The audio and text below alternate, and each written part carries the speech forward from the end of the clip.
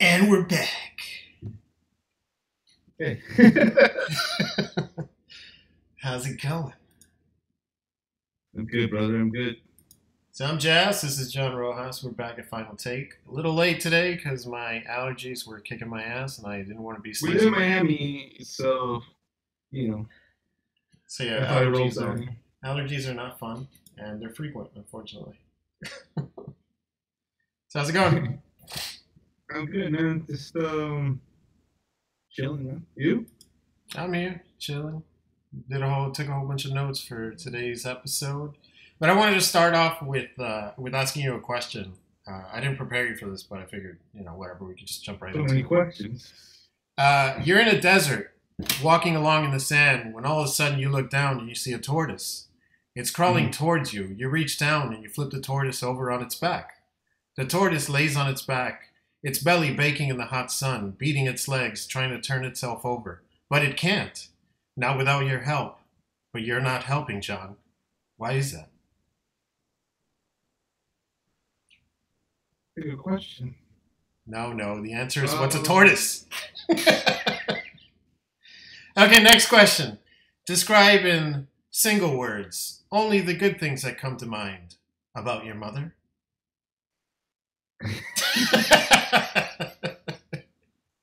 Wow, man. You're asking the wrong question. Maybe you're asking the wrong questions. I love the way he asked that. That's just amazing. Maybe you're asking the wrong questions. Maybe you should answer a few. Yeah. Well, that was one term in there. What's the name of his character? Oh wow. Totally blank. Well, his was. I was gonna say Lestat, but that's no, it's not Lestat. That's he's the longest living vampire, right? Yeah. I can't believe I forgot his name. Let's see. Little research. Yeah, I'm gonna do that. I'm gonna look it up right now. Jesus, I can't believe I forgot that. Okay, Vampire Lestat. Prepared so much research that we've done for streams. Armand. Yeah. Too many questions. Maybe you're asking the wrong questions. That's right. Can you check the stream real quick to make sure that we're good to go? Because it says we're good, but I just want to make sure.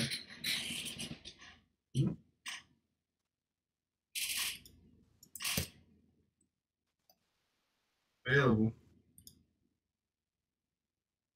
What's up? Let me see.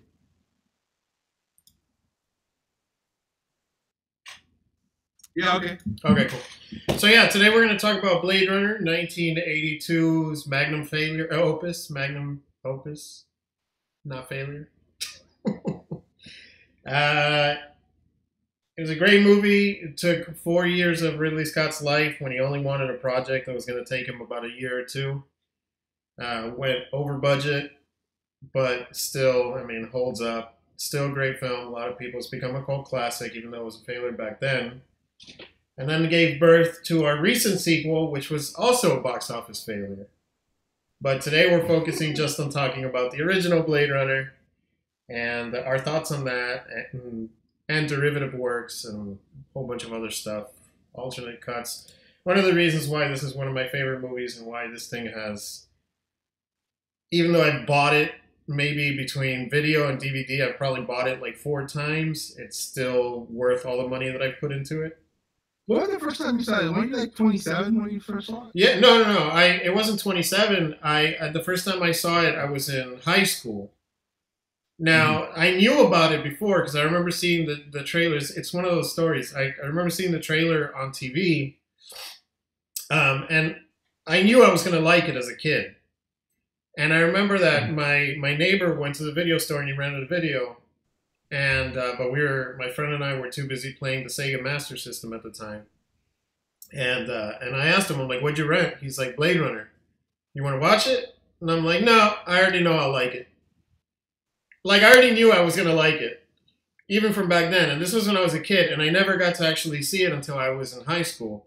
where I rented Mhm. it, and then I was like, holy crap, this thing's awesome, you know. Mhm.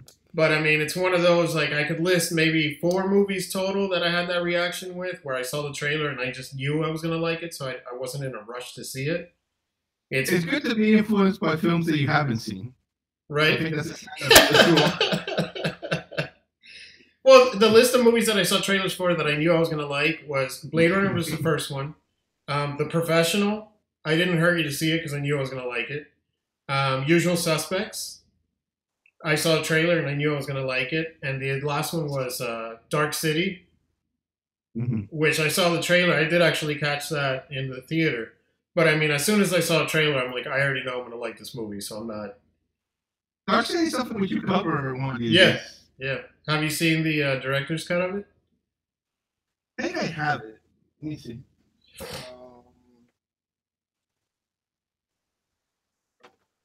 I have it on DVD, but I'm not sure if this is the director's Let me see cut. the cover. Full screen. No, that's a regular Yeah, it's a theatrical regular cut. cut. Yeah, No, I know it's out, so I gotta probably get my hands on it. it's worth watching. In the theatrical cut, there's a couple character quirks that happen that you kind of just dismiss for like, okay, maybe it's just something weird. But when you watch the Mm-hmm. director's cut, it kind of makes sense why they react a certain way. Mm-hmm. And even then, in that director's cut, from what I understand, there's still deleted scenes that weren't included, Mm-hmm. but they're not on the director's cut DVD either. I don't know. I don't know if I'll ever see them or not. Hmm. Yeah, I got. That's definitely a movie for checking out again. Talking about Alex Proyas is something we should do. I mean, he doesn't have many movies under his belt, but I mean, he did do The Crow, he did Dark City, He did a couple of Australian movies that Garage Days, I think, is one of them. yeah, it's gone last couple of years, but it's like one of those guys like the guy who did Blade. What's his name? Stephen Stephen Norrington. Norrington, yeah. Yeah, like these kind of like talented guys who did a couple films, or even the guy Richard Stanley. Like these guys who did a couple movies, and then the '90s just washed them away. You know what I mean? We're like, Well, you know why? studios didn't even know what to do with these guys. They're talented, but they're visionaries. But can we make them fit a particular narrative that we want? It was kind of like they were making great art, but how does it fit in a you know in a mainstream audience? I mean, the Yeah. Crow did well, so Actually, give me 1 second because I screwed up the audio. Hopefully, the audio didn't turn out too bad. Give me 1 second. Oh, I didn't screw it up that bad. You probably sounded a little echoey. Okay, that should do it. All right, we're doing much better. Yeah, much better. Sorry. And we're back. So yeah, the thing, but you know why Stephen Norrington disappeared, right? It wasn't that Hollywood didn't know what to do with him. Oh, because Sean Connery badmouthed him, right? He 86'd his career. He freaking talked shit about him to everybody. 86 his career. Well, that's like a restaurant. It's true. They almost came to blows on the set of League of Extraordinary Gentlemen. And Sean Connery was like, my goal now in life is to make sure you never work again. And he badmouthed him to everybody and made his life such hell that, I mean, the guy he was going to direct Akira, a live action Akira. And he had some other movie with Jennifer Lopez that he had in the works.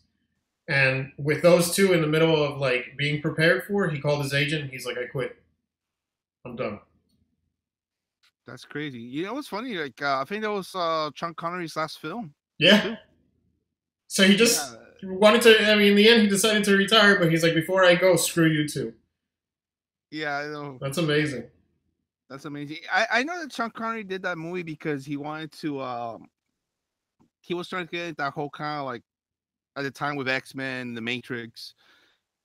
There was a lot of the whole comic book fantasy coming, revival coming in, and he wanted to catch up into that market, but the movie does have problems. I didn't. It's a bad film that I didn't hate. If that makes any sense. I didn't hate it either. I mean, it's a bad movie. I mean, I will say that much about it, but I mean, there are elements of it that kept me entertained. I think the thing is too. Would you say it's a little too ambitious for the time? Because they also kind of like kind of like misunderstood the, the source material. That too. You know what I Well, they mean? also added characters and stuff like, Yeah, dude, they added Tom Sawyer because they wanted to have an American representation, right? and they put what's his name, the Oscar Wilde character. Jesus Christ, I'm getting old. No, it's not Jesus Christ. It's yeah, it was Jesus Christ actually. Yeah, another no, it's not good there. What's his name? Damn, this is bad. Anyways, that character was in it I don't too. even remember. It's I been a read the while. book. Yeah, I read the book. Dorian Gray. Oh, The that's Dorian right. Gray character was also added. Oh, I didn't know he was You know, added. I thought he might have been part of it. no, he wasn't part of it. Oh, interesting. I don't think he Yeah. was a bad addition though. Well, Alan Moore thought so, but then again, Alan Moore thinks everything Alan that's Moore hates adapted. everything. Alan Moore hates V for Vendetta. Alan Moore hates Watchmen. Alan Moore hates League. He hate from hell. I wonder. I don't know. I don't know if I actually read what his reaction to that was. By the way, I still have your trade paperback of From Hell. Yeah, it's been what, like The thing has 6 years. traveled the country twice. I know, man. Well, as long as you get to read it someday, I'm okay with it. I think I read half of it, but I Well, don't it's know. pretty long to be Yeah, fair it to you. is. You know, what I mean, it takes a good, you know, Six, you have to seven put the time years. so you get it, get it read. So I understand. Maybe once I have like another European vacation, that'll be enough to get me to. Exactly. You went from the west western time zone, eastern standard zone. So now you gotta go to another continent Yeah, yeah, to finish it up. yeah. So Maybe like maybe you Hong should Kong or maybe, something. maybe you should go to England actually, since it took place there. Oh, maybe read You it know what on I the mean? streets where it took place. It'd be cool to That actually do the Jack the Ripper trail. You know would what I be mean? cool. Follow the Pentagram Star trail. That'd be neat, man. That would be cool. That would be really cool. Cool. All right. Well, Uh, so we're here to talk about Blade Runner. So you want to get started? really? Are we talking about Blade Runner? Yeah. We always get distracted at the beginning, but I think people are probably getting used to that idea. By the way, we promised that we'll eventually catch up with movies that were released in 2017 or 18. You know what I mean? Like, Whoa, but whoa, forgive whoa! us. Don't start with that 2018 thing. All right. Too soon. Too well, soon.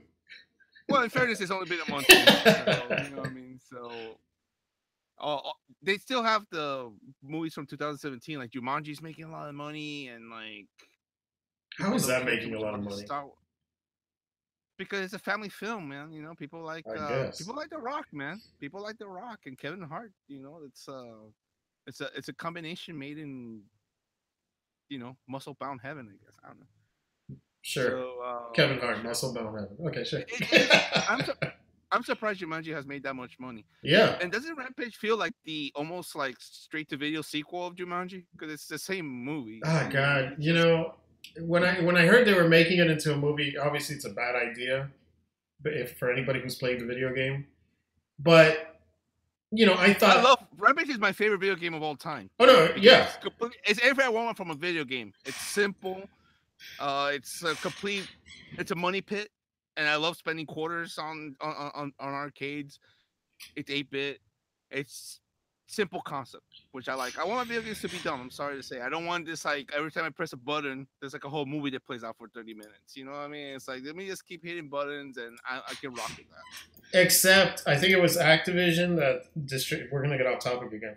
Activision that distributed it for, or it was Data East. Maybe it was Data East.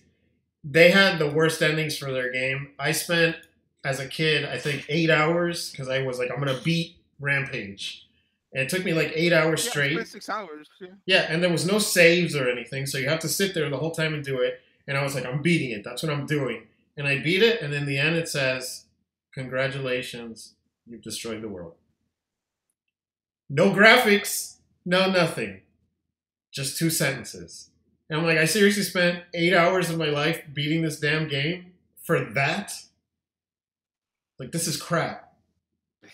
But anyways, when I heard they were making it into a movie, I thought it was a terrible idea. However, I thought if you treat it like a campy movie, Mm-hmm. it could be really fun to watch. Because I mean, it's ridiculous. You have Lizzie, who's a giant Godzilla-like creature. You have a giant werewolf, and you have It was Ralph, I think. Ralph was a werewolf. And George was the George was the giant King Kong, giant King Kong. Yeah. and those three creatures are destroying the city. And then it has The Rock. So I'm like, all right, well, if you make it ridiculous, it could be entertaining in that ridiculous way, but then you see the trailer and they're treating it like it's a serious property. It's like, Yeah, it really isn't. Did you ever even play the damn game? Like, there's no way you treat that serious. None. I don't get it. I don't get it. But anyway, so what was the first time you saw Blade Runner? I was about maybe like pre-high school, probably like 11. I don't know, something like that. I actually watched it on network TV. It was at home. I think I forgot what local channel had it, but it was a New York station. Even though I was living in Puerto Rico at the time, and it was weird because I obviously had grown up seeing Harrison Ford and as Indy and obviously as Han. So you kind of like, well, where did this come from? You know, I really hadn't heard much about Blade Runner or at all. And then the trailer came up and it was kind of like, okay, this is kind of interesting. You know, I mean, I'll give it a go. And I remember watching it the first time, just being kind of marveled by like its pace and its tone. You know, I mean, it felt like something that I hadn't seen before. You know, especially coming with that lead. You know, I mean, you expected something a little bit more, you know, faster pace, or something that was a little bit more humorous, I guess. And this wasn't that. Right. This was like, you know, slow brooding. You know, what I mean, it's a slow burn, as they say. And not to say that by the first time that I saw it, in the age I was, that I got all the meanings behind it, but I Sure. was always impressed with the concept. And I ever probably saw it some other time, and then it took me a good. I didn't see it again until the the first director's cut came out. Mm-hmm. The I think it was the '97 or the Something like whatever it was, and then remember that got a theatrical release for a while that. Mm-hmm. in the late '90s, and then it was put on DVD. And I saw that version, and that's like where I was like, oh wow, you know, what I mean, it was awesome to revisit it and to actually see it as the Ridley Scott intended it, taking away the narrative, having the more ambiguous ending, kind of like focusing more on the symbolism behind it, and you know, yeah, it's I mean, it was definitely one of those work of arts that science fiction can be, when it's done under the right hands and the right intentions. Yeah, the first time I saw it, I saw the theatrical cut. A lot of people hate the theatrical cut. I don't. And I really, really liked it. And one of the things I was thinking about this earlier, one of the things that really, I mean, obviously the first thing that you notice is the visuals. The visuals are amazing because I don't really think there was much of the whole futuristic dystopia back then. This is one of the first movies that actually approached the future, not in this positive, everything is shiny metals and everything is like bright plastics and bright lights. No, this was dim, it was grimy, it was rusted, it was polluted. And so this was like the first movie like that. So obviously the visuals really stand out and they still hold up. That's one of the first things that you notice about this movie. The second thing for me that really was the thing that made me like fall in love with the movie was this was the first movie that I could recall at the time where you, at the end of the movie, you felt bad for the bad guy. And now we grew up during the Cold War era, and we grew up. At least I was heavily exposed to comic books, and in comic books, especially at the time, there was no ambiguous bad guys, and in TV there wasn't anything like Black Mirror, where you have those the good guy wins, but it's still kind of shitty situation. No, everything was always like the bad guy wanted to destroy your world, he wanted to take over your world. It was always this very black and white thing. The bad guy was always the bad guy. There was hardly ever a redeeming quality. Yeah, those black and white lines were set. Yes, yes, and there was no gray area. This is the first movie where I was like, holy shit! Like the guy dies at the end, and I actually kind of feel bad for the guy who's been murdering a whole bunch of people this whole movie. Mm-hmm. And that was one of the first movies that I can recall, anyways, that really like opened that door for the bad guy doesn't always have to be this ultimate evil that has no personality, just wants to either take over, destroy the world, and that's it. This guy's fighting for his life, quite literally. I mean, he's been screwed with 4 years of life, and he wants more life. Fucker, not father. Fucker. But yeah, so I thought that was really great. You know, that you had these bad guys who were bad guys partially because they're almost, yes, they're given the intelligence to be, you know, to be the equivalent of geniuses, but at the same time they're almost like children. So they're reacting like children. They have these harsh emotional reactions to situations because they don't have the foundation of knowledge to work off of. You know, and in the end, the only thing they're fighting for is literally more life, is because they only have 4 years. So I thought that was a real eye opener as far as, you know, writing and stuff like that went for back in the day. Yeah, for sure. You know, and then obviously the visuals. Then, like you said, then I saw the director's cut. You know, was able to see it in widescreen, and that's when you really, not 4:3, but when you do whatever it is, what is it, 1:27 or something like that. Mm-hmm. When you see it in widescreen is when you really get to appreciate how beautiful the cinematography in that movie is. Of course. And that movie is a masterpiece of cinematography. And I'm glad that I saw the theatrical cut. This is the first one I saw. You know, I mean, I think it was good because I think at the time when I saw it, I still felt that I was still maybe young enough to understand some of the concepts going on, but not to really, uh, dissect all the uh, all the themes or all, like I said, all the symbolism behind it. mhm, So having the narration and even having the more optimistic ending, I think was a good introduction to that movie as somebody that saw it as a younger person. mhm, And then when I got older and watching what the director intended, like it was kind of like, oh, you see, now it's taken it to a more profound level. But I'm also older, so I'm able to appreciate more. I had seen already like more independent films, more foreign films, so I had a little bit more of a broader knowledge of my cinema palette. yeah, You know, and so it was it's cool to see a movie that you enjoyed as a child as a fun, albeit a little bit more darker and dangerous film into like something that actually was you know artistically crafted sure. and it actually has a deeper meaning. Um, It's funny. and you know, as you get older, you kind of like see all the and maybe it has to do with like the only experiences you do have as you get to adulthood is you actually start appreciating it more. And it's almost where you mentioned the bad guys, how like even as a kid you kind of like, yeah, you know that Harrison Ford ends up winning, saves the day or whatever, but you never got that sense of like, oh wow, I really wanted that guy to like get killed, you know what I Hmm. mean? Or like you felt kind of like some level of empathy towards that. Hmm. But as you get older, you start finding out that like in some twisted way, these characters are heroic. You know, I mean, because they are put in a desperate situation. Hmm. You know what I mean? And they're trying to kind of like find some sense of purpose in place. And obviously, I guess the obstacles of their nature Hmm. and also the system that has been imposed on them. You know, they're fighting against the odds, and in some ways, they almost become the heroes of the piece. Yeah, in a way. Yeah, yeah, it's really great. And again, and it's funny you use the term dangerous because the original script was called Dangerous Days, which was eventually used for one of the documentaries based that they made for it. That was on like Yeah, yeah, it's the director's cut the DVD time, or yeah, something. yeah. Yeah. But yeah, I mean, and then there's also other things that it did at the time that I really appreciate, like the fact that the replicants were organic; they weren't machines.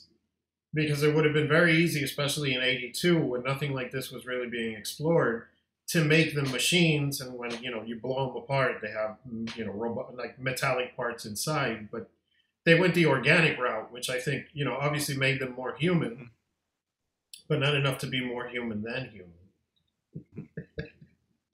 I couldn't help. But seriously, like the fact that they were organic, I thought was much more interesting than anything that probably would have popped up from anybody else in 1982, or in '80 when they started it or whatever. Because everything up until then, the sci-fi again, just like our bad guys and our good guys were very black and white. When you had robots, you had robots. Like there was, I don't think anybody was, or not anybody, but it was very limited discussion as far as organic machines. Mm-hmm. And this kind of tackles that to a degree. Yeah, for sure. Which was unique for itself. Mhm. Um, I, I yeah. I find it interesting that like not to get too much off topic, but like between Blade Runner or you know the Dune that David Lynch ended up directing, that studios were so desperate to kind of like get the next Star Wars that they ended up just kind of like giving like this creative license to these sci-fi films that maybe they hope could become tent poles or capture the imagination of Star Wars, but they're in their own right. They're just first of all they're directed by like auteurs, and the themes are kind of dark or complex. I think that's what probably Doom, and then uh, and maybe that's what made Blade Runner into initially being a box office failure. Is that perhaps wasn't quite the tone that would you know um generate the masses as much as they hoped. Well, it's funny that you mentioned Dune. I don't know if you did it on purpose or not, but before Ridley Scott got involved with Blade Runner or Dangerous Days at the time, he was already working on pre-production for Dune. Yeah, that movie was already kind of like I know Jodorowsky's Dune, Right. which is Alejandro Jodorowsky's ill-fated attempt to bring Dune to the screen. By the way, for anybody who hasn't seen it, like you gotta check out this documentary. Yeah. It's phenomenal. Yeah. And Jodorowsky is a fantastic filmmaker. I'm pretty sure some of you out there are familiar with his work, like Dopo, Fango and Liz, The Holy Mountain. Just great surrealist filmmaker. But yeah, it was one of those like it was interesting that in a way they the the the the success of Star Wars kind of opened the door for some of these writers books. I mean these books were written by like Philip K. Dick or Frank Herbert, and I mean I'm sure others Mhm. that can come to the top of my head right now. Maybe William Gibson too, like when in the mid '80s, the whole steampunk thing. Like it opened the doors for sci-fi to actually have that window opportunity to like be brought into the cinema. Mhm. I just think that the intention was to create something that was a little bit more mainstream, a little bit more tempo at the time, but maybe the themes or the directors that were hired to do these films were looking for something deeper. Right. I mean, that's something that was more, mass consumed as I guess Star Wars is, even though that's I don't mean to respect Star Wars because it's its own right. You know it's a great mythology that it built, and it's a great film. They're great films. So Yeah. I just not everything's meant to capture people's imaginations that way. So Right. And there were different projects for the time. And then going back to the fact that Ridley Scott was involved with Dune before Lynch, the reason why he left that is one of his brothers had died, and he didn't want to spend 4 years developing some project. Ironically, so he went to Blade Runner thinking I could bust this out in a year or two, and just to kind of so that he's distracted and he doesn't have to deal with his brother's death that directly. And of course, this ended up taking him those 4 years he would have been doing Dune, but to the benefit of all of us, because I mean, it ended up being a great project. I know, man. So there's also the fact that this project, and this is one of the, like you called it, the gift that keeps on giving, is because there was a while there, every year I would find another cut, and the next cut of the movie would have 5 more minutes. And then I'd call you and be like, holy shit, these 5 minutes are added. This is what it is. And then I'd find another cut, and it was like 10 more minutes. And then I'd find another cut, and there was like 5 alternate minutes. So there's a whole bunch of fan cuts for this movie. There's a whole bunch of deleted scenes, some that you can see on the Blu-ray, either in the documentary or cut back into the movie. And there's some scenes that I never heard spoken of before, which really changed the tone of the movie. So the two cuts that I would mention, official cuts, I say you should definitely check out the theatrical version. If you don't love that, I would still check out the director's cut. I'm sorry, the final cut, which is what the director's cut should have been with cleaned up special effects and an HD. So if you watch the theatrical cut, watch the final cut. If you can get your hands on it, there's a work print cut that's very interesting to watch because it has extra scenes that aren't in any of the other two cuts that I mentioned, but also it's before Vangelis really started getting to work on the score. So they used other tracks in the movie that give it much more of a detective vibe than a sci-fi vibe. So it's definitely worth watching in that regard because it's just a different tone to the movie. But then you get into the fan cuts, and of those, I would mention two of them specifically. There's the one that's called, I think it's the White Dragon cut, which sounds very, I don't know. There's the White Dragon cut, which is, it's an interesting cut in the sense that it's not necessarily an alternate cut, as these people, and I believe it was a Russian team that did it, they built their own scenes in 3D using 2D images and then kind of mapping it so that you can pan across a scene even though it's all 2D imagery. And they CGI'd a whole bunch of stuff in the back. And like one of the scenes, the scene where Deckard goes to see Zora dancing with the snake, you actually get to see her dancing with the snake. And how they accomplished that was they took the scene from Dusk Till Dawn with Salma Hayek dancing, and they mapped Zora's face over Salma Hayek's. So you see Salma Hayek's face, body with Zora's face dancing with the snake. Yeah. You know, and then they color corrected everything so it would match. But I'm not like I haven't seen the whole thing the whole way through because it just I can only find a really low resolution version of it, and it's also the effects are kind of rough. But I think as a fan of it, it's worth watching just to see something alternate like that. The best cut is the one that I showed you when we were in Washington, which was the Electric Unicorn cut. And that one has something just under, I think, 20 minutes of extra footage, which includes a scene with Gaff talking to Bryant while they're watching Deckard talking to Holden, the first Blade Runner that gets shot in the movie. And they're talking about religion, and they're talking about how Deckard slept with Rachel. And then Gaff and Bryant have this whole thing where Gaff hates the fact that apparently replicants always fall into religion. And I don't know if that's just a way to speed up their understanding of the world since they only have 4 years, and that's why they end up getting into religion. Or as he calls it, like they always get into metaphysics. And Gaff hates metaphysics. And I thought that was a cool scene to kind of get a little more of an exploration of where these things are. But here's the thing though, and I'll try to not be too long-winded, but with the Electric Unicorn cut, it's definitely the case where Deckard is a replicant. I think where the other cuts, it's meant to be ambiguous. You get hints that he might be, but he might not be. And even with the 2049 sequel, there's still hints that he might be or he might not be, but there's never a definitive answer.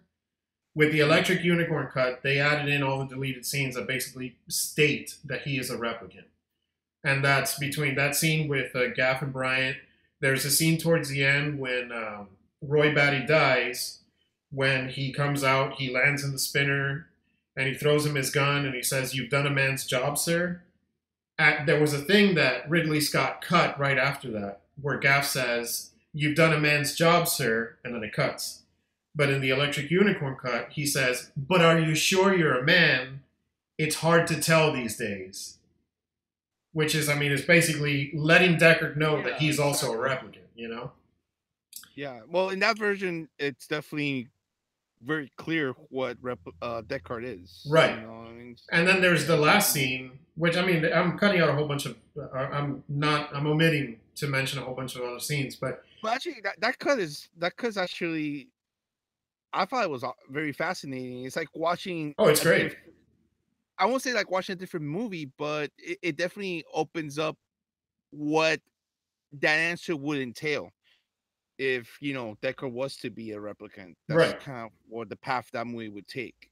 Well, and it also speaks to, because at the end, so the movie ends with Rachel and Deckard leaving like usual, And then I noticed that the end credits were way longer than they should be. So I started to fast forward, and they added in another scene that I never even knew existed, which was the scene that's in the theatrical cut where Deckard and Rachel are in the spinner and they're driving through the mountains, but they actually speak to each other.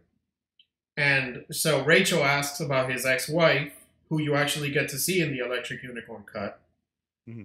and then she says, "I think we're made for each other." And the implication of that scene is that yes, Deckard is a replicant, and Tyrell's plan was for Deckard to end up with Rachel as kind of like an Adam and Eve for replicants. And I thought that was really fascinating.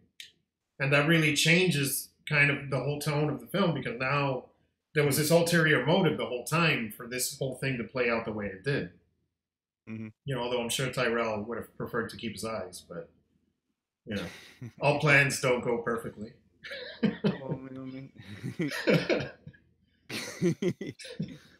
Yeah, that, seeing is believing, right? I guess. Well, I don't know. You wouldn't know. Oh my goodness. But yeah, so what's your opinion on the Electric Unicorn cut?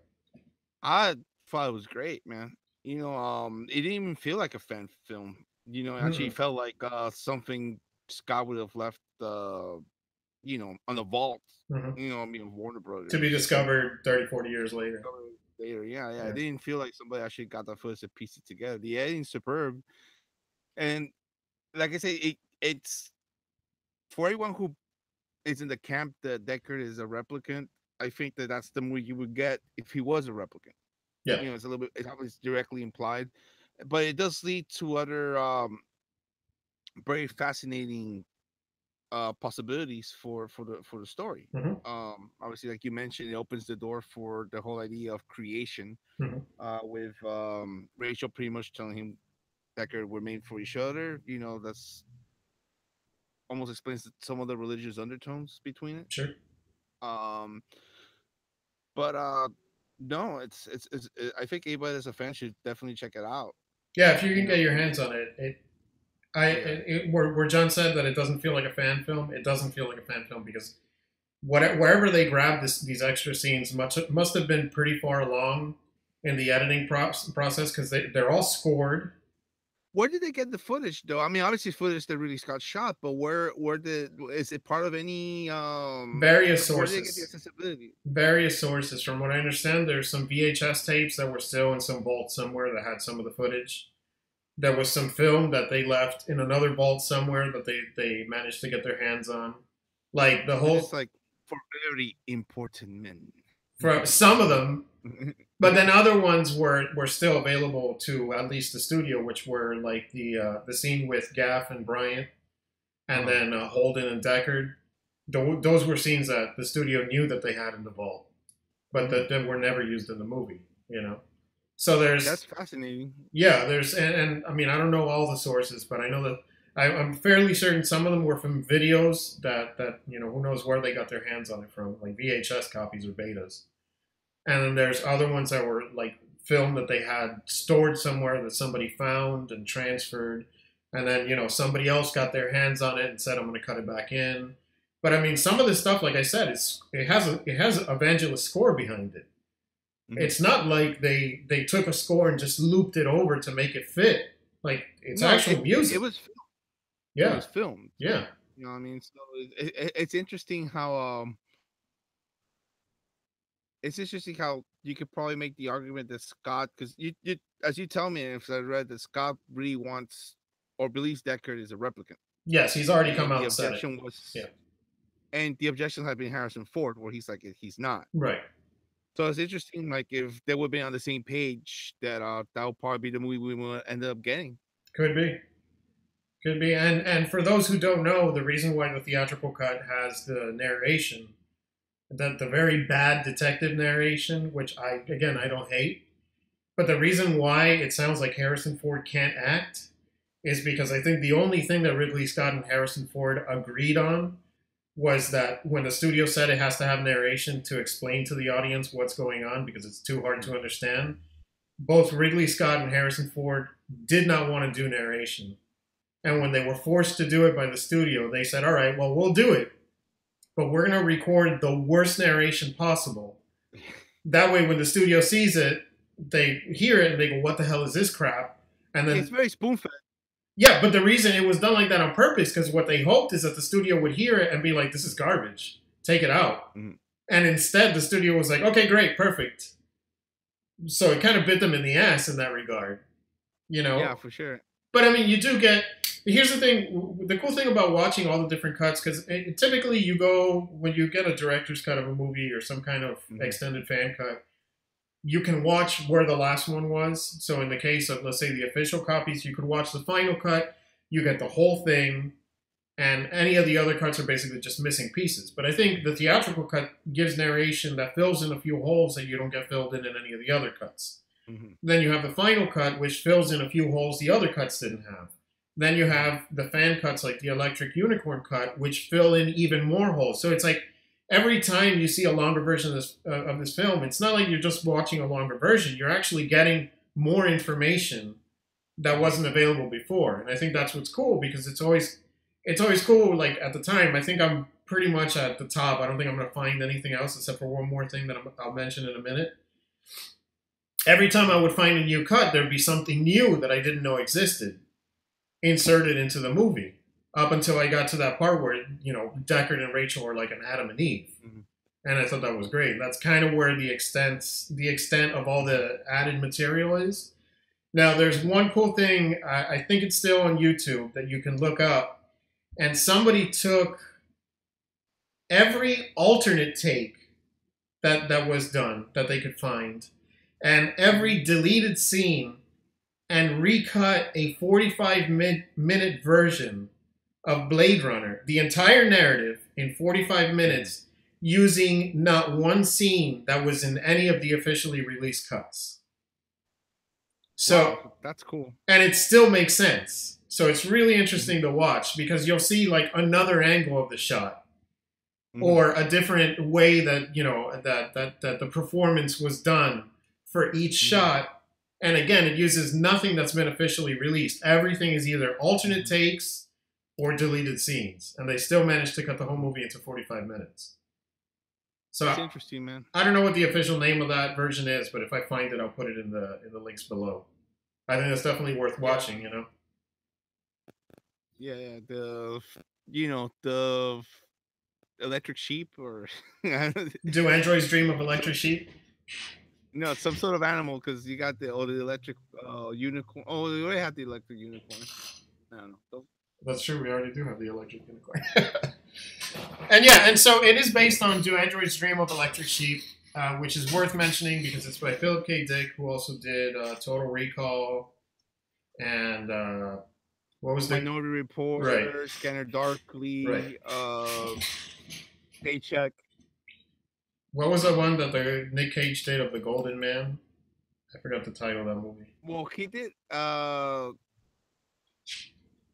Well, there was that movie where he was was it First or whatever he sees the future for like every 3 seconds. Forgot the title of it, but that was based, I think, on the Golden Man. So, So Philip K. Dick has a very long career of writing all these novels that have been adapted to different sci-fi films.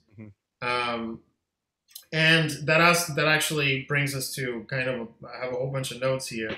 So there's I don't know if you know about it. I'm fairly certain you do. Did you know that the movie with Kurt Russell, Soldier, takes place in the Blade Runner universe? Yeah, it's sort of like a spin-off, you could say. I don't know if it's a spin-off, but the idea is that it takes place in the Blade Runner universe. I'm going to say it right now. I prefer that Paul W.S. Anderson does not have any claim to anything that has to do with Blade Runner, because I think he's a horrible director that has maybe 1 or 2 entertaining films at best under his belt. Well, I like Event Horizon, but I like Event Horizon, and I enjoyed the first Resident Evil, but his entire rest of his career has been garbage. I think Soldier is has it been like Resident Evil has been his rest of his career? Resident Evil, yeah. What are they up to? 32 now? Yeah, I know, man. But Soldier Jovovich doesn't age, though. No. But she's severely underused in those movies because I think she actually can act, but those movies don't give her any kind of platform for that. But yeah, so Soldier came out in 1998 with Kurt Russell, and there's two. I think there's one character that has a tattoo similar to something in Blade Runner, which is one of the first hints that they're connected, and the other one is when Kurt Russell's traveling through this wasteland during like some kind of dust storm. If you look off in the distance, you can see a trashed spinner Yeah. in some garbage heap. Uh, those are the only two nods that I know of, and yeah, I prefer them not to be attached. So in my head, Soldier is just a bad '90s movie that I saw. Well, Um, nowadays with everything that gets recon or taken away, then yeah, I have to worry about it. It never existed. right, It's a exactly. bad team, you know what I mean? It's like Highlander 2 and what is it? And The Search for God from Star Trek. They never existed. Yeah, you just cut them off, man. That's That's it. it. I don't even know why I mentioned those titles because I'm just making up titles that don't exist. Like it's a whole Star Wars thing, man, about like 30 years of books and comic books or whatever. Hey, now they're legends. Oh yeah, they're all gone Never except happened. the horrible trilogy that came out. They followed Don Draper's advice, like it never happened. That's right. So then there was Worse for the guy. speaking of kind of parallel works, derivative works, whatever. There was a TV show. I don't know if you ever saw it called Total Recall 2070. Yeah, that was for Showtime. Yes, and it starred Michael Easton. It's not a great show. It's very Blade Runner esque. When you look at the trailer, it looks very Blade Runner inspired, and it's about a detective, and his partner is an android. Um, Not a great show from what I remember. If I remember correctly, it ended on a note that would have been interesting to see a second season, but it never got a second season. You can see it for free on YouTube. While I was doing my research, I saw that it looks like all the episodes are available to watch on YouTube. So if anybody's interested in seeing kind of a TV ripoff from, what is it, 1999 or something? Something like late 90s, I think. Yeah. So that you can go and check out Total Recall 2070. And the reason why it's called Total Recall is because it uses various works from Philip K. Dick, which is why I mentioned some of the novels that he's written before.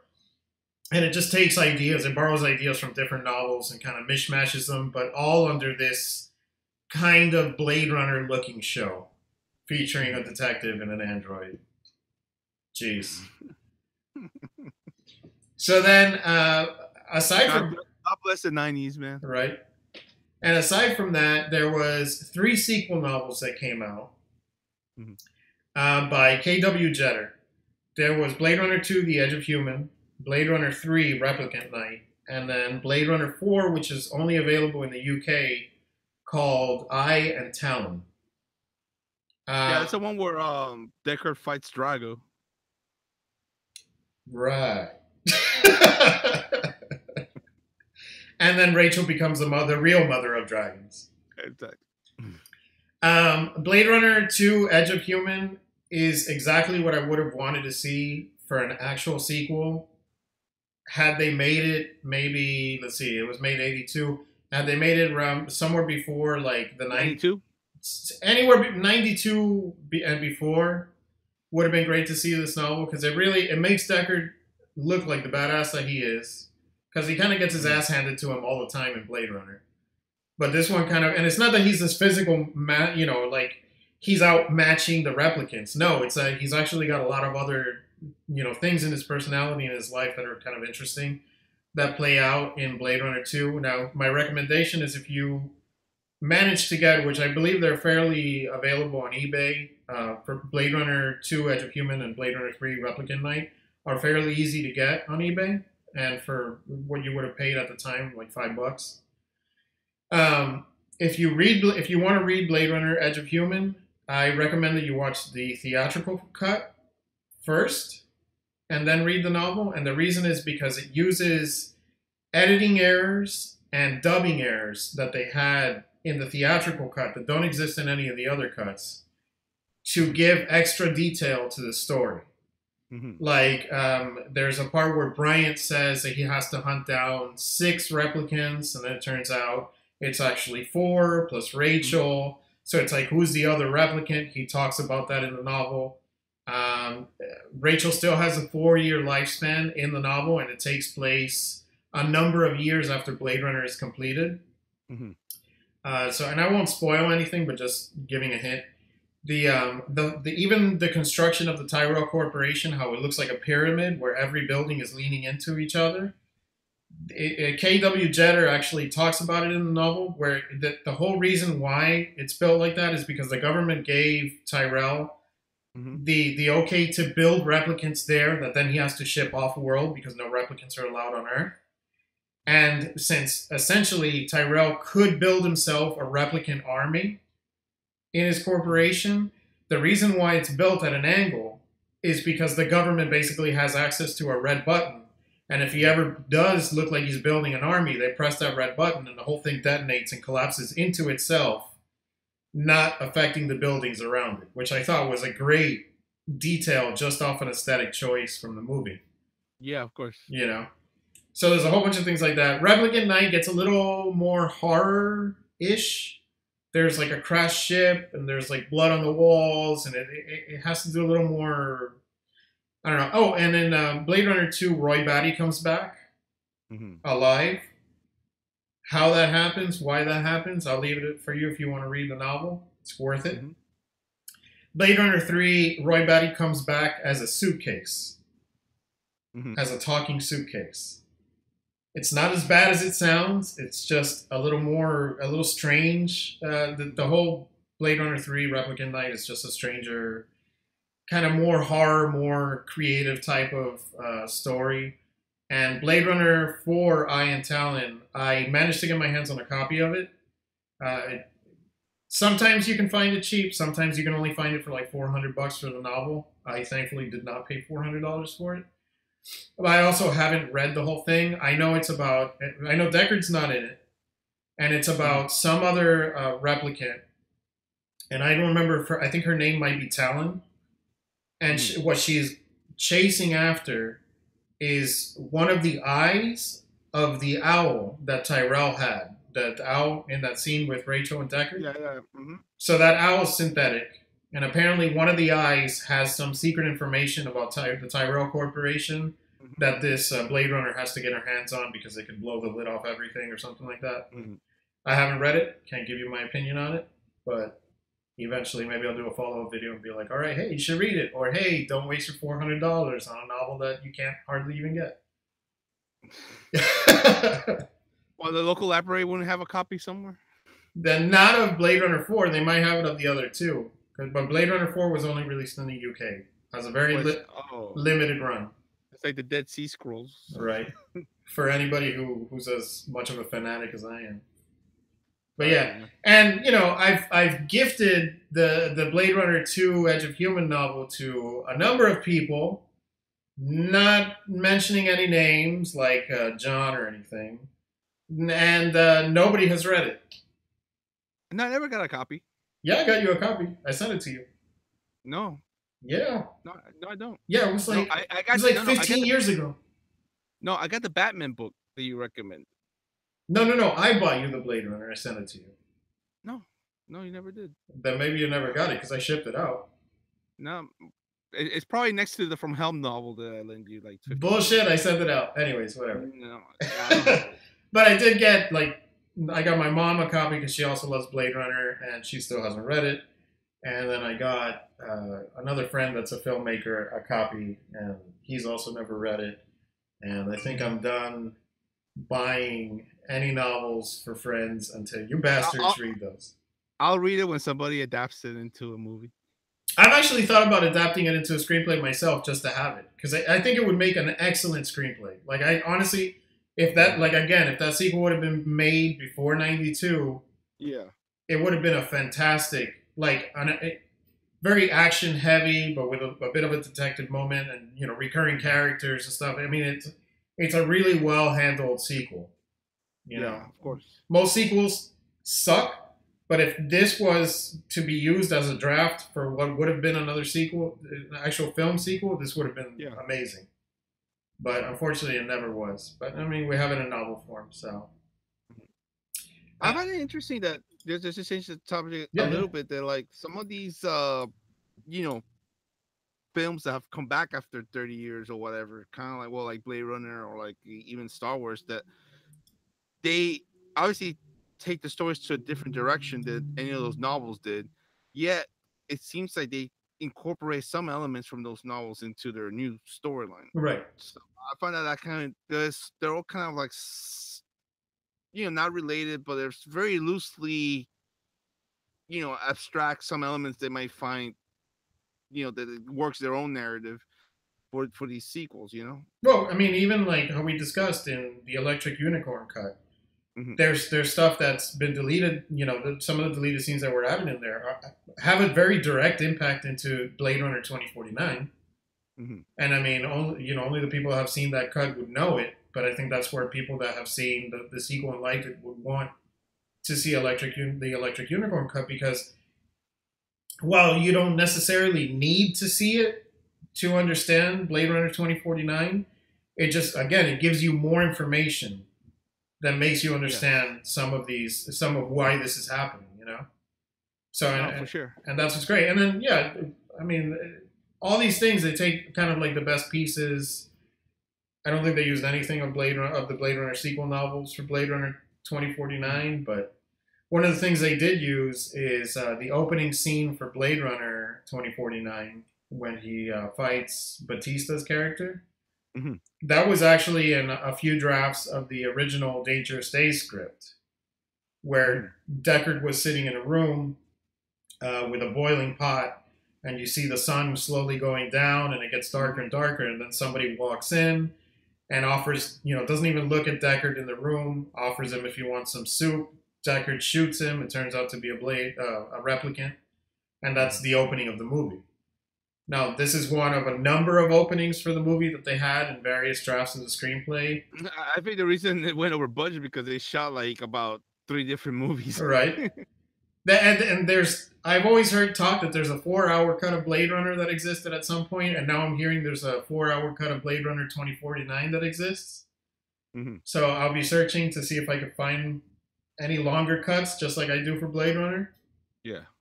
But other openings that Blade Runner had was there was an opening where it made it very literal that Deckard was a replicant, and it showed Gaff going into a factory and pulling out basically a slab where Deckard's frozen body was, and he'd reactivate Deckard. So Gaff is the one that gets Deckard on the case. Mhm. And then there's another opening I've read about where it starts off with in space, and you see all these ships like docking, and as the ships Mhm. dock and they're like warships, these big doors open and this giant hulking mech walks out, and as you see pieces come off the mech, it's Roy Batty underneath. And then Mhm. if you look at Roy Batty's tattoos, he has a whole bunch of like circle tattoos. That's Mhm. where all these like neon filaments would be plugged into him, and they would pull Mhm. off as all the armor would pull off. And that was one of the Mhm. scripted openings for Blade Runner as well. Also never shot, and I can only imagine how much more over budget that would have put them. I mean, because No, it of course. it sounded very grand and very very big. Mhm.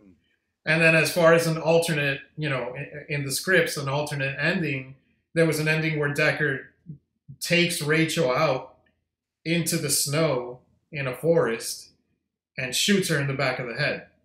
That was one of the Mhm. original endings, is that he finishes his mission and he just shoots her in the back of the head. Mhm. So there's a whole bunch of other stuff there. I mean, I'm sure I'll keep finding things for the next, decade. Uh, you know. Yeah, man. It's funny that a film that's almost gonna be 4 years old has still like a lot of secrets to unravel. Yeah, yeah. There's so many details and so many little things. I mean, they did put a lot of work into the script. I mean, even before Ridley Scott was involved, Mhm. there was a lot of work going into the script and the novelization of Do Android Stream of Electric Sheep. So Mhm. there's so many like little details that came and went over the course of pre-production and eventually Yeah. production and stuff. So then just to finish off the rest of the stuff that I have to mention here. So in comics, there was in 1982 there was a two issue film adaptation comic for Blade Runner by Marvel. And then both of the issues were put together for, it was called Blade Runner Marvel Super Special number 22. And that was also released in 1982. Then in 2009, there was a direct adaptation to the novel. It doesn't have anything to do with Blade Runner, but it's Do Androids Dream of Electric Sheep, and it ran for 24 issues back in 2009. And then there were, to my knowledge, two major video games. One that wasn't licensed, which was Blade Runner 1985 for the Commodore 64, which was actually sold as an adaptation of Vangelis's score. Not an adaptation of the movie, an adaptation of the score, which I don't think that's ever been done before or after. Yeah, that's... but it was like some legal maneuvering so they could get away with doing it. And then there was also a board game that, from what I understand, they only made 100 copies of this board game.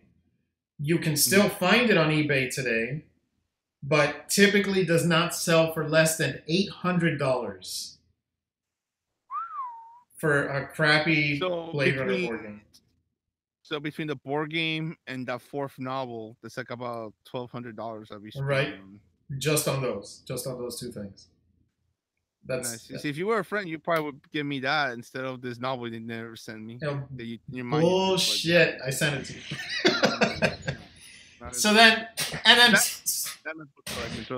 something also worth mentioning is, as far as video games, is an actual really well-made video game adaptation happened in 1997 by Westwood Studios, and it was cool because it wasn't from the Blade Runner movie. It took place in the same universe. And it featured a Blade Runner hunting down replicants. Nobody from the movie, except for, I believe, Tyrell and maybe Sebastian shows up in it. Yeah. And the guy's basically just going through, landmarks from the film, like the Tyrell Corporation, some back alleys. He goes to the noodle shop at the beginning, and then the cool thing is that while you're investigating where these replicants are, the story changes every time you play it. So there's like a certain number of non-playable characters that you run into. And your first playthrough, like for me, the first playthrough that I did, I never beat it, but I started it like twice. The first playthrough, I went to the noodle shop, and I'm supposed to interview one of the cooks in the noodle shop. Yeah. And when I get to the back and I start asking questions, the guy throws a vat of, I guess noodles at me and runs out the door. It turns out he's a replicant and I have to hunt his ass down. Second playthrough, he wasn't a replicant and got very insulted when I insinuated he was, because in the first playthrough he was. So it's kind of cool. It always changes who the replicants are when you play it. Not for all of them, obviously, but for a few of them. So you actually, it's super cool. And then you actually have to do the void comp test on them. And you can only do it so many times until you piss people off. And if they're human, they're like, dude, go to hell, man. I'm not a freaking replicant. Leave me alone. I'm just a gun shop owner, you asshole. So it was kind of cool that way. Again, I never beat it, though. And because the PCs that I had to play it on were just not that great. So we have one question here that says, were replicants just for work on other planets? No, originally replicants were allowed on Earth, and then they started rebelling, I believe because of their 4-year lifespan. So Tyrell came up with two solutions to that problem, or rather he came up with one solution, which was giving them false memories so that they're not as emotionally reactive. And the second solution was actually imposed on him, which was the reason why Blade Runners were invented, which was that replicants become illegal on Earth. So there goes that question. That's the colony, yeah. So I had that question figured. I'll answer it now that we're there. But anyways, and then as far as the score, and then I said I run out of things to say. Not really, but I'll cut myself off. The score was never available to purchase up until I think 2000, 2001. There was a score you could buy, but it was done by some random orchestra that did covers of the songs with an orchestra, and they don't sound anything. And if I didn't have half of my stuff in storage, I'd pull out the cassette that I still have of it. Not a very good score. Not a very good adaptation, except for I think one song that actually sounds kind of like the movie. Hmm. And then later, you were able to purchase again 2000, 2001, maybe 1999 is when they released the Yeah, actual Vangelis score, and it just amazes me that it took from 1982 to like 1989 yeah, or it's 19 1999 years. Yeah, before you could purchase the actual score for this movie because the score is a huge component of this movie's popularity. of course. Yeah, definitely. So, anyways, yeah, that's my my brief history I of want to Blade get Runner. my hands on that board game though. At least like play it once. It seems like or at least see it. Yeah, I would like to wonder like. You can see pictures of it. There's a whole bunch of pictures Yeah, of it look it up. online. Yeah, And I'll look like I it up. said, you can still get it on eBay. I looked and there was, I just glancing, just loaded it up to see if there was any. I saw two. I saw one for like $735 and the other one for like $800+. Yeah, that's Um, something. I bet you, man. That's something that somebody has in their attic.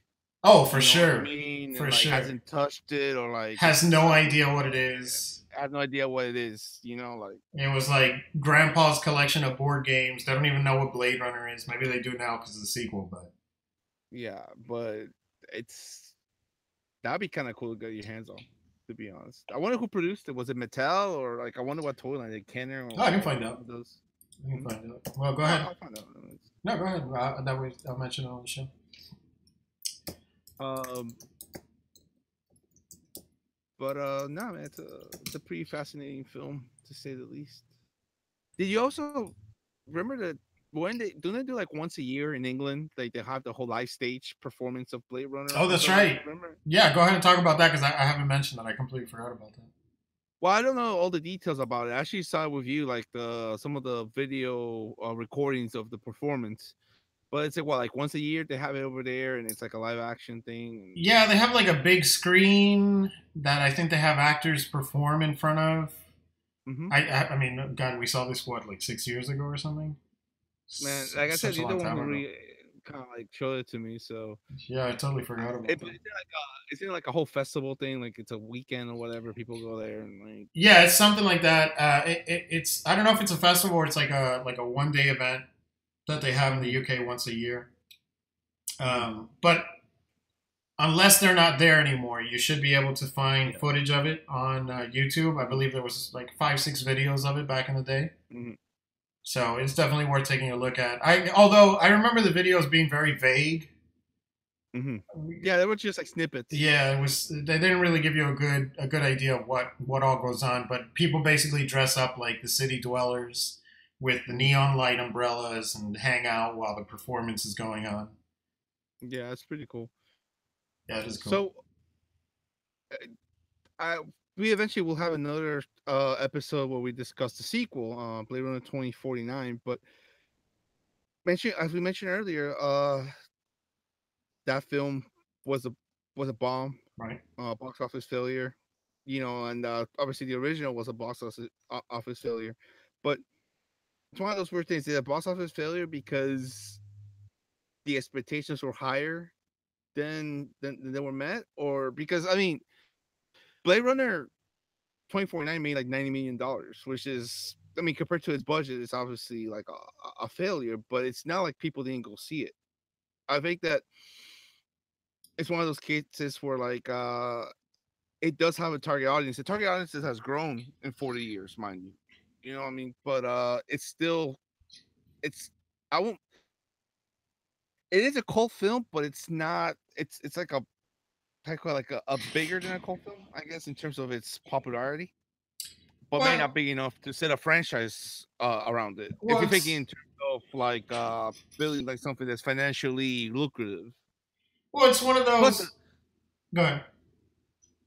like the because of the craftsmanship between both Ridley Scott's film and now Dennis Villeneuve's film, Denis Villeneuve films, like they're actually there's a high standard that people are going to demand from these movies going forward if they do decide to make another one or whatever. So Well, you and Ridley Scott has mentioned he wants to do a third one. That he already has heavy development on a script for it. And yeah. 2049 did leave off with it did leave enough what is it open ends to have to tie up in another feature film. Now, as big a Blade Runner fan as I am, I'm fine if it never gets developed, and I'm fine if it does. Like I kind of don't mind either way, and it's not because I didn't like Blade Runner 2049. I totally did. I thought it was great, but it's just I don't know, man. I'm fine with what I have as a fan. You know what I mean? So anything I extra, think if so it's too. good, fine. You know. I Also, think it's good. I think I'd be fine with the 2 movies yeah. that have been released. I mean, it's not even just 2 movies. It's 2 movies plus the 3 short films that preceded the latest one. So we Exactly. also have like an animated film of it already. We have 2 live action shorts. So I mean, there's plenty to watch there. So based on your question on the Blade Runner board game, it's a 2 to 4 player game, 30 minutes per game, Mhm. ages 10 plus. It was published by CPC, but check us out. The game is based on the movie Blade Runner, but withdrawn because the publisher did not have permission from the movie studio. Oh, interesting. So these are, I guess, very limited edition in the sense that they They probably published got it pulled. They probably got pulled back quick from the market. right, and on top of that, from what I understand, that I read somewhere, I got to look it up. There was only like 100 made, Oh, so there's not very many of these to go around. So yeah, interesting. that's one of those that if you got it, you were lucky. If you didn't get it, now you fork over 800 freaking dollars. Oh man, yeah, that's pretty interesting actually. That's crazy, man. That's so much money. Licenses are licenses were trickier back then. Like you mentioned, the whole film Evangelis score coming out almost 17 years later. All those things were a little bit more dispersed back then. Now, I think you'll be seeing less and less of that nowadays. well, With it's definitely like part of the issue that they had. Like as a kid, for instance, I remember I'd watch cartoons and I'm like, okay, it's a Spider-Man, but why doesn't the Hulk appear? Mhm. You know, it's a Superman. Well, why doesn't Batman appear? And it's because all these rights were all over the place. One studio had, this superhero's rights. This other studio had this superhero's rights. This other random producer had, Fantastic Four. And it's like, Roger Corman owns yeah, Fantastic Four. exactly. So it was all over the place, and that's why you could never. As a kid, I didn't understand. So I'm looking at it, I'm going, okay, it's a Marvel movie or it's a Marvel show. Why can't you just have other characters? And it's because everybody had the rights all over the place. It's not now where basically everything is owned by Disney and it's all under one umbrella. You know, Yeah, everything was all fractured. It's the same thing with Blade Runner and all these other movies. You had different rights for different people for different things, and getting them all together was just a huge pain in the ass. yeah. I mean, everything's kind of like getting how do you call it, like aligned at this point. Well, Like I just think they realized. I mean, I think in the case of Marvel, even if they weren't purchased by DC, Marvel was trying to get all their rights back because it's like if we want to have an X-Men meets Fantastic Four, we want to have the rights for both of those movies so we can do it because they are in the same universe. Not, who is it? Is Sony that was doing Fantastic Four? well, Sony owned Spider-Man. Fantastic Four was owned by Fox, and Right. X-Men was owned by Fox. Technically, So I guess they Fox could could do have a, done a Fantastic Four X-Men. But I mean, exactly. either way, like there was no way for the X Men to take part in Infinity War because the X Men is part of Fox, and it's like everybody has different rights. So now they're just trying to get them all together so they can actually have the Marvel universe be the Marvel universe, which I think is good. Exactly. It's good for the fans. That way you can have those cool crossovers. Yeah. Eventually, once the 20th Century Fox and Disney merger ends up getting cleared up, we could probably be seeing the X-Men finally in the Fantastic Four finally being incorporated into the Marvel universe. Yeah, and the one concern with that is everybody's worried that Deadpool is going to get softened up a bit from being Well, my understanding was that they're gonna keep it X-rated. I'm not X-rated, R-rated. yeah, that's the understanding, but let's see how it all plays out. You know how that goes. I mean, You just keep Deadpool as a separate from the I don't think they should do that. I think Deadpool should have his R-rated solo movies, Mhm. and I think they if he does it, like let's say a crossover with Spider-Man, or he appears in X-Men, or he appears in something like that, I think they should neuter him in that sense, but they should make him aware that they're neutering him. Yeah, definitely break the fourth wall, Right. and he's self-aware. Right, and that'd be a cool way to still have him in those movies, still have those movies PG-13, but he's sitting there like, Jesus, I can't say shit, I can't say ass anymore. Yeah, that'd be kind of fun. I go to the bathroom, I can't even see my own business down there because it's PG-13, it's just a blur. I was gonna say, what do you think of of Sony doing their own Spider-Man Spireless universe with Venom and Black Cat? Yeah, I don't know about that, man. It's weird. Look, it's weird to have it's weird to establish a universe where the most important character in that universe is not part of it. Exactly. Well, and also, You know, what is the origin story? Because the original origin story was in Infinity War, where Spider-Man gets the black suit. Turns out the black suit wants to take him over, whatever, and it becomes Venom. But here, okay, from what I understand, there was something called Symbiote Planet, and now Venom is supposed to be the protector of Symbiote Planet, even though he's not on Symbiote Planet, he's on Earth.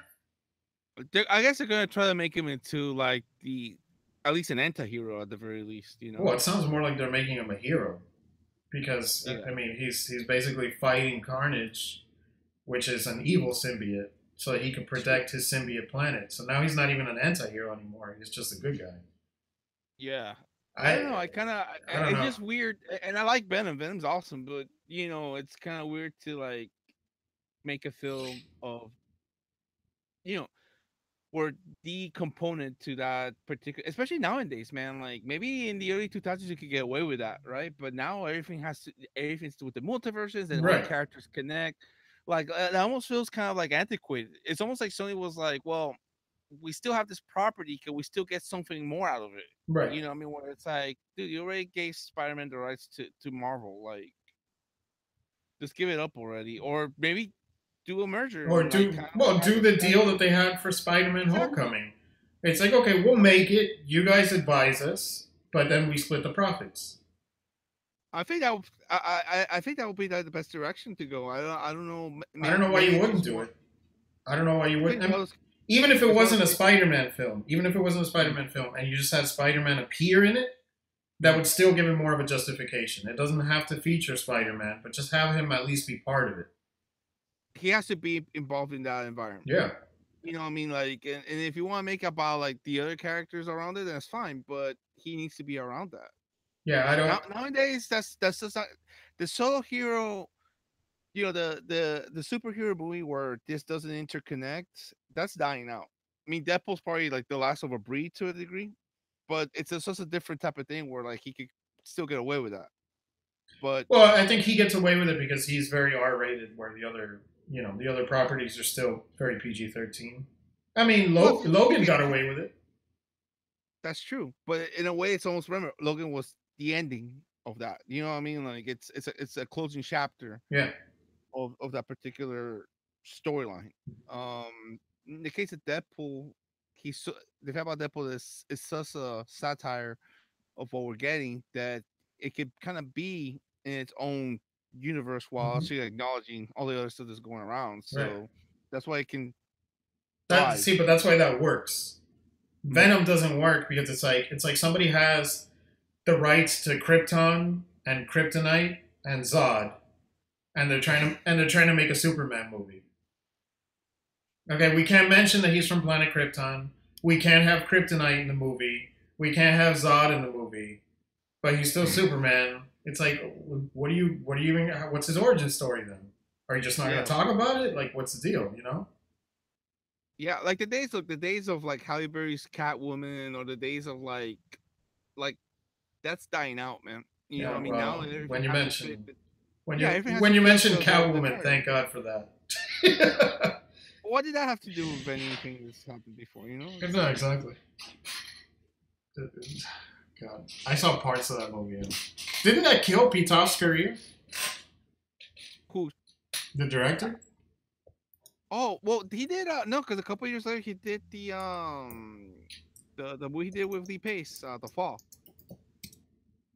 No, that wasn't him, man. The That, Fall wasn't Tarzan? it was Tarsing, not Pitoff. Pitoff is the one that did Oh, Catwoman. oh, Pitoff. I can't keep one name foreign directors in one place. Did he go back to France and did something, or was he French? Yeah, he's French. He's doing visual effects. He's still doing visual effects, at least up until 2016. Director wise, he did Fire and Ice, a TV movie. He Uh huh. did Make Note on Every Sound, a video short. And he did Alliance, which is in pre production as a director Hmm. for 2017 that he started the project on. I don't know. Hey man, sometimes I mean that movie was pretty bad. Like it's hard to like It was really turn bad. around after doing that film. So That you was know, really bad. I saw parts of it too, and it was like ugh, Yeah, I only saw parts. I couldn't. Okay, cringeworthy. but we're getting off topic. We can continue this conversation after. But any closing thoughts on Blade Runner, the first one, 1982? The reason that after 40 years, it's still a film that is beloved because it's just it's a highest degree of craftsmanship and artistry. And when you get guy like Ridley Scott working in the prime of his powers with score by Vangelis and Sid Meats set designs, Mm-hmm. just a cauldron of talented people. A great cast. Robert Howder was fantastic as Roy Batty, among the other performances. And I think it I think it kind of touched a note on the dystopian nature of where we could potentially be heading. And it's kind of weird that in some ways Blade Runner feels more real now. The way that the word they depicted feels a lot more real now that it probably even did back in the 80s, where you're like, well, can the Earth get that contaminated? Can the Earth get that Yeah. distorted by technology? And now you're kind of like, yeah, it's heading that direction. We gotta see like the environmental changes that we're facing. You're trying to see the advent of technology actually taking, you know, changing the workforce, in a higher, in a more escalated level than it ever has. Mm-hmm. Um, and other, all the other like knowledge that we have of technology and even like bioengineering or whatever, that you start seeing that future does seem, or some semblance of that future starts incorporating into reality. And in some ways, it's kind of prophetic. It You know what I was. mean? It was made like a warning of sorts that it's kind of like rearing its head now. And Well, it so was definitely something for the time that wasn't expected. Like, you make a movie like that now, and it's like, okay, well, it's a sign of the times. But back then, this was, like you say, prophetic because it was not. This wasn't really in the forefront as much as like yeah, the harm that we're doing to the atmosphere and technology taking over jobs. It wasn't in the forefront as much, especially 1980. yeah. And think about it, even the opening setting where it's like you see this kind of like dystopian darkened city, and it says Los Angeles 2719, and it's like it's LA, I mean, LA where it's a perfect, perfect weather, sun shines every day, and they're giving you this kind of like, no, this is pretty much a decaying Mm-hmm. metropolis. You know what I mean? And I don't know. I think that that's something that resonates, at least to me personally, like with both films. And but it, it's also just a great work of art, Yeah, and it just has inspired people to like really, you know, get into like different aspects of film or maybe some other music. I mean, whatever the case may be, it's just a very inspirational film. I would say You know, and I would find it. What is it? I'd have a hard time believing that somebody would watch it and not find something to appreciate. Like even if you don't like the story, you'll probably like the music. If you don't like the music, you'll probably like the cinematography. If you don't like the cinematography, you'll like the set. Like there has to be something in all of this that somebody would like, no matter how much they may dislike any of the other factors. because Oh, for sure. it's such a rich movie, and I'm gonna have to go soon because I can hear the dogs getting fed up with me and clawing at the door. Um, Is it a real dog? I don't know. Maybe I'm hiding some sensitive information in one of its eyes. Um, Exactly. as far as for me, I definitely say if you haven't seen Blade Runner, check it out. If you haven't seen Blade Runner 2049, check that out. Although we'll discuss that pretty soon in more detail. If you are a fan of Blade Runner and you didn't know about the novels, definitely check out Blade Runner 2, Edge of Human. That's if you don't check out any other ones, that's fine. Check out that one. If you are a gamer and you like vintage games, I would say check out the Westwood Studios version of Blade Runner, which is definitely worth playing. I haven't beat it yet because of the shitty systems that I've used, and I've tried to get it booted up a couple times in the past couple months, and still no success. But if you can get it to run and you can find it, and it's like I think it's like $10 on eBay now, so worth checking out. And especially if you're a big fan, try and find the alternate cuts. I won't say where you can get them, but I'll say that they're available on there once you start searching. And then there's also the cut using all the alternate takes and all that, which should be on YouTube. The whole thing should be on YouTube, available to watch. And again, if I find it, I'll put it in the links below. But anyways, that's us covering Blade Runner finally on a show. We didn't do it on Bitter Balcony. Now we're finally doing it here. I think it was Yeah. One last tidbit before we go. sure. I'm sure you know this, but the term Blade Runner was coined by William S. Burroughs. I heard something about that. You want to go into more detail about that? No, that's the only detail. That's it. Well, because they're always isn't the term because they're always like skating on the edge or something like that? Maybe I thought probably what he meant by Blade Runner is that they're just chopping everything in front of them, so it's like a blade. No, I think it's always because they're skating on the edge. Oh. That's why. And there's and again, even in the novel, there's this whole thing. Why do you not get two Blade Runners in the same room? It's because they'll end up killing each other. That's interesting, man. That's cool. So cool. I mean, we've gone on for an hour and a half. Only deviated a little bit, so not too bad. Thanks for joining us, guys. Thanks, John, for having this chat with me about Blade Runner. Yeah, man. We gotta get more contemporary with our movies, though, man. We will. We will soon enough. We'll be talking about the next singing pig movie or the next. Yeah. Jeez. There's plenty of those to talk about. That's for sure. You're right. And eventually we might have a discussion on some of the now that the Oscars have been nominated. We'll talk about some of those movies in more detail. Yeah, we'll bring up that next time or in the next couple of streams. Yeah. Cool. All right, guys. Don't forget to subscribe and like and share and do all that stuff. I hate that's so lame, but yeah, do that. Do the little like. Hopefully, I'm pointing at it. And do the little subscribe. Do it now, brah. A little subscribe. Tell your friends. Tell your mom. Tell your grandma. I mean, lately we've been covering, movies that your grandma's probably a fan of. But anyways, all right, guys. Thanks so much. Thanks, John. All right, bye-bye now. Bye.